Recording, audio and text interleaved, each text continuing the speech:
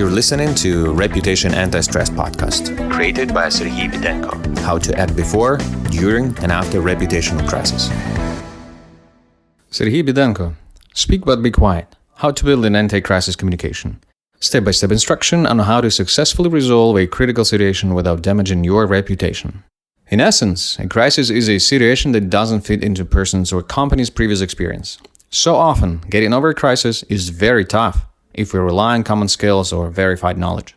There's no time to really think it through. You're riding a bicycle, the bicycle is on fire, you're on fire, everything is on fire, and you're in hell. However, skilled communicators have their protocol when dealing with crisis, akin the actions of algorithms for catastrophe doctors. It is designed to minimize fussing, mobilize resources, and get the most non-standard situation under control. The following steps will keep you out of a stupor, or vice versa, not burning out at high speeds of a steep bend.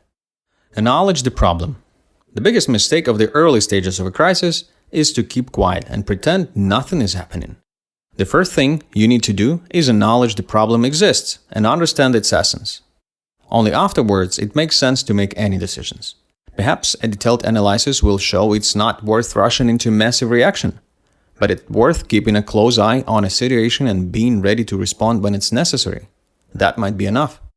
This action model needs to be founded on facts, not your desire to avoid the problem in a passive way.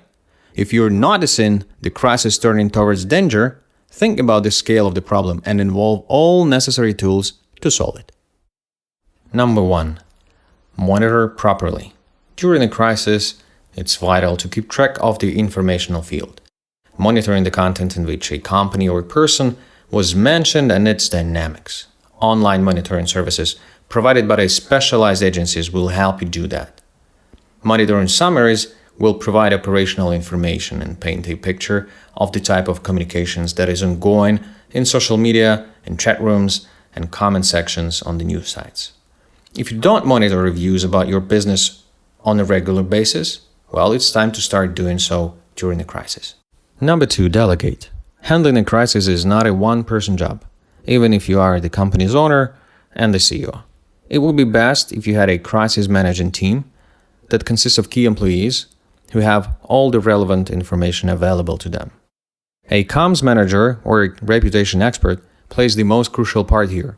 He or she is the one who informs the crisis management team about an actual problem, analyzes incoming information, monitors the informational field, describes the current situation status and possible scenarios of development, takes the initiative, offers concrete solutions to the team and the CEO, and is responsible for choosing the optimal tools and a variety of channels of communication. The person in charge of the company is responsible for making decisions based on offered initiatives, but this person cannot generate them independently. Number 3, decide on the public speakers. When a crisis management team is formed, public speakers are also chosen. They have the right to comment on crisis publicly. Unlike the myriad of public speakers working during ordinary times, there should be only a few during a crisis. The level of the speaker commenting on the situation should be as high as the level of the crisis escalation. The low-profile topics can be closed by a low-profile company experts. However, if the reputation of your entire company is threatened, then the owner or the CEO should get the job done. Not so long ago, in Ukraine, an internet user announced that he was able to purchase Nova Poshta accounts database on the open market. The issue concerned informational security and was reported by the company's specialist in the field. Later on, regarding a separate issue, Nova Poshta offices were flooded with Prosecutor's General Office representatives with a search warrant. Then, one of the company's owners made public announcement on Facebook. And thanks to a huge reputation difference between Nova Poshta and the Prosecutor's General Office, clients, partners, and members of the business community sided with the company, considering the operation to be an effort to put direct pressure on a successful business. Number 4, be a subject, not an object. Don't wait for your stakeholders, journalists, and government agencies to ask you all at once, what is going on with your company? Be proactive. Work out key announcements and launch them first before anyone else will do that for you. Let people know you are aware of the problem and doing everything possible to solve it. Even if you don't have all the necessary information at the early stages and you are not ready to announce the final solution, show your stakeholders that you're keeping your hand on a pulse and you're taking a situation under control. It's better to make 5 small announcements throughout the day than one exhausting communication after 5 days of a crisis. Proactive communication is the best remedy for rumors, fakes, and manipulations. Number 5. Use all relevant channels. During a crisis, make your position known through all appropriate channels.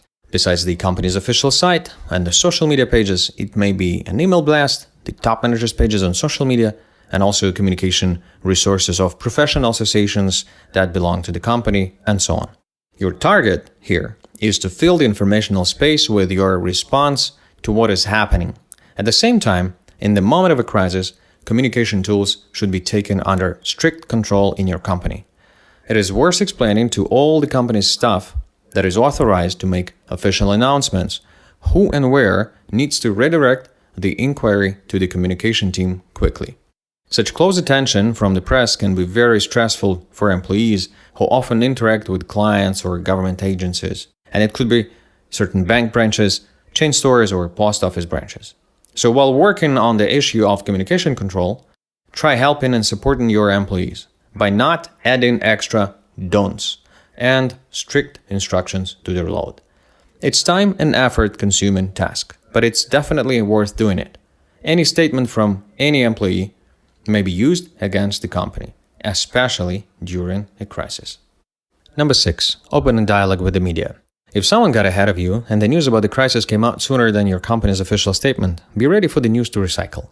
In this situation, it is crucial to discover the source, establish a constructive dialogue with the editor, and supply her or him with the current relevant updates on the situation. The sooner you do this, the sooner you will take the informational field under your control. While supplying the news sites and the informational agencies with the news about your crisis, go an extra mile and provide them with well-known facts and background information. The reader should always know what is the complete picture. Otherwise, they will fill the gaps from the less reliable sources. Number 7. Stay in direct contact with the stakeholders. If the situation is likely to become an acute crisis, direct communication with the key stakeholders must work with their expectations and concern. It helps if the job of creating a map of stakeholders has been completed prior, and you have a perfect idea of their expectations and the sore spots. Direct communications with the stakeholders is crucial in difficult situations when the company's existence is on the line. It may be a risk of frozen accounts, seizure of assets, possible bankruptcy, technological issues that are causing non-fulfillment of obligations, or data leakage, or raid attacks, and so on and so on. In this type of comms, make them aware of what is happening and name concrete steps and how much time it will take to stabilize the situation. Number 8. Follow the 10-90 rule. When you speak about the crisis, 10% of your attention should be spent on the problem and 90% on the solution. Be brief in stating what happened in very detail about what your company is doing to overcome the crisis. It concerns your entire content, printed word, video address, social media posts, phone calls, and any other communication format. Number 9. Act tactically, think strategically. A crisis is a natural step in developing a company and a personality. It may seem the fire of a crisis should be put out at any cost, because your company is taking serious losses now. The problem will be solved tomorrow, but the market, clients, and partners will stay. If the ground around your company is left burnt after the victory, the prospects for a successful business will shrink drastically for you. It is crucial to overcome the crisis, but it is more important not to lose the strategic focus in the heat of a fight, and remember why and who your business works for. While making tactical decisions, model an ideal exit from the crisis with the least amount of losses and a possible reputation gain. The helpful question here is, what will our stakeholders think of our company after the crisis? This point of view brings professionalism, decency, fairness, and responsibility to the foreground. Ukrainian example of strategic thinking in coming out of a crisis became the Moyo store chain case. Due to the technical issue on their website, a customer could purchase a costly laptop model for a meager price. At first, the store refused to sell a laptop under such conditions.